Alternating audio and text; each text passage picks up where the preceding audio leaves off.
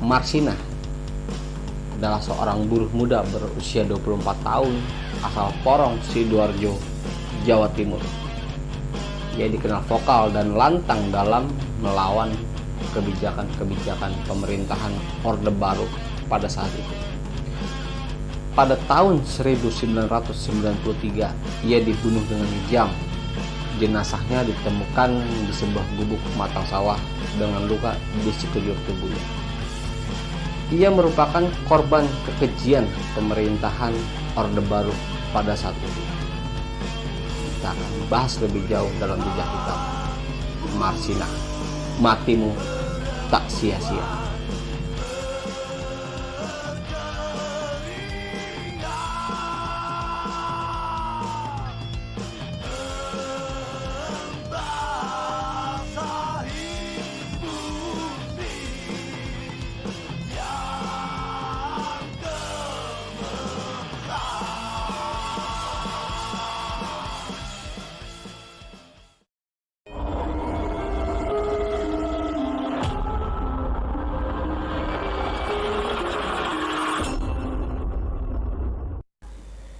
Satu bulan sebelum Marsina dibunuh, Presiden Soeharto menghadiri pertemuan hak asasi manusia di Thailand. Dalam forum tersebut, Soeharto menyatakan bahwa RUU Hak Asasi Manusia yang dicanangkan oleh PBB tidak bisa diterapkan di negara-negara Asia. Jenderal Tangan Besi itu menjelaskan bahwa setiap warga di negara-negara Asia tidak bisa dengan bebas mengkritik para pemimpinnya, berbeda dengan budaya Barat. Soeharto melakukan intervensi yang kuat untuk memonitor dan mengatur protes para buruh. Dia memiliki perangkat surat keputusan Bakorstanas nomor 02-Satnas-12-90 dan surat keputusan Menteri Tenaga Kerja nomor 342-Men-1986 yang berisi, jika ada perselisihan antara buruh dengan pengusaha, maka yang berhak memediasi adalah militer. Kebijakan-kebijakan tersebut dianggap merugikan hak-hak para pekerja, dan pemerintah dianggap berpihak pada para pengusaha. Marsina adalah buruh di PT Catur Putra Surya atau PT CPS, pabrik arloji yang terletak di daerah Siring, Porong, Sidoarjo, Jawa Timur. Buruh PT CPS digaji dengan upah Rp1.700 per bulan. Padahal berdasarkan keputusan Menteri nomor 50 tahun 1992 diatur bahwa UMR Jawa Timur ialah Rp2.250 per bulan. PT CPS hanya mau mengakomodasi kenaikan upah dalam bentuk tunjangan, bukan dari upah pokok. Permasalahannya, jika buruh tidak masuk dengan alasan sakit atau melahirkan, maka tunjangannya itulah yang akan dipotong. Negosiasi antara buruh dan perusahaan mengalami kebuntuan. Oleh karena itulah, pada tanggal 3 Mei 1993, buruh PT CPS menggelar aksi mogok kerja yang dikoordinir oleh Yudo Prakoso. Ada 150 orang buruh perusahaan tersebut yang ikut melakukan aksi unjuk rasa mogok kerja tersebut. Aksi unjuk rasa mogok kerja pada hari pertama itu dirasa tidak mempan. Yudo Prakoso disibukkan dengan pemanggilan oleh pihak militer. Ia dianggap sebagai dalang dalam aksi tersebut.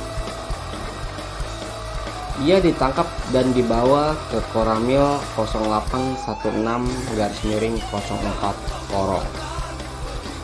Ia diinterogasi karena diduga telah melakukan provokasi terhadap para buruh dan melakukan protes dengan cara mirip PKI. Yudo Prakoso diminta untuk mencatat nama-nama yang terlibat dalam aksi tersebut. Hingga akhirnya 13 orang buruh yang terlibat dalam aksi tersebut juga dipanggil oleh pihak Koramil untuk dimintai keterangan. Keesokan hari, pada tanggal 4 Mei 1993, aksi mogok kerja kembali digelar. Pada hari kedua aksi tersebut, Marsinah lah yang memegang kendali dan memimpin protes para buruh. Mereka membawa 12 tuntutan, mulai dari menuntut hak kenaikan upah 20% hingga pembubaran Serikat Pekerja Seluruh Indonesia atau SPSI di tingkat pabrik. SPSI adalah satu-satunya organisasi buruh yang dinyatakan legal oleh rejim otoriter Soeharto. Kala itu reputasi SPSI dinilai buruk dan nyaris berseberangan dengan kebutuhan kolektif para buruh. Satu kondisi di mana suatu organisasi yang seharusnya berpihak kepada buruh namun dicetir oleh kekuasaan rejim Orde Baru. Pihak manajemen PT CPS bernegosiasi dengan 15 orang perwakilan buruh. Dalam perundingan tersebut hadir pula petugas dari Dinas Tenaga Kerja, petugas Kecamatan Siring, serta perwakilan dari polisi dan Koramil. Semua tuntutan tersebut akhirnya dikabulkan, terkecuali pembubaran organisasi SPSI di tingkat pabrik. Kesepakatan tersebut dituangkan dalam surat perjanjian kesepakatan bersama yang ditandatangani oleh 24 orang yang hadir dalam perundingan tersebut. Hal ini tentunya menjadi kabar gembira bagi buruh PT CPS. Namun tidak bagi Marsinah dan 13 orang kerabatnya yang terlibat dalam rencana aksi mogok kerja tersebut. Yudo Prakoso dan 12 orang lainnya yang terlibat dalam aksi tersebut ditangkap dan dianggap sebagai otak dalam aksi tersebut. Mereka dipaksa untuk mengundurkan diri oleh pihak militer. Mendengar kabar tersebut, emosi Marsinah pun memuncak. Marsinah menggugat surat keputusan yang sudah ditandatangani bersama, yaitu pengusaha dilarang melakukan mutasi, intimidasi, dan melakukan PHK karyawan setelah aksi mogok kerja. Dan akhirnya tuntutan itu pun dikabulkan. Keesokan harinya, semua buruh kembali bekerja seperti biasa. Namun tidak satupun yang melihat Marsinah. Beberapa rekannya mengira Marsinah pulang ke kampung halamannya di Nganjuk. Namun tidak demikian. Pada tanggal 8 Mei 1993, Marsinah ditemukan sudah tidak bernyawa di sebuah gubuk di pematang sawah di Desa Jagong, Nganjuk. Marsinah dihabisi dengan cara yang sadis. Sekujur tubuhnya dipenuhi dengan luka. Bahkan daerah sekitar alat vital Marsinah ditusuk dengan benda tajam dan luka sepanjang 3 cm. Kematian Marsinah berbuntut panjang. Aparat membentuk tim terpadu yang kemudian menciduk 2 orang satpam dan 7 pimpinan PT CPS. Penangkapan ini dinilai menyalahi prosedur hukum karena tidak ada yang tahu kalau mereka dibawa ke markas TNI untuk disekap. Mereka disekap selama 19 hari. Mereka disiksa, dipaksa untuk mengaku bahwa merekalah yang melakukan pembunuhan terhadap Marsinah.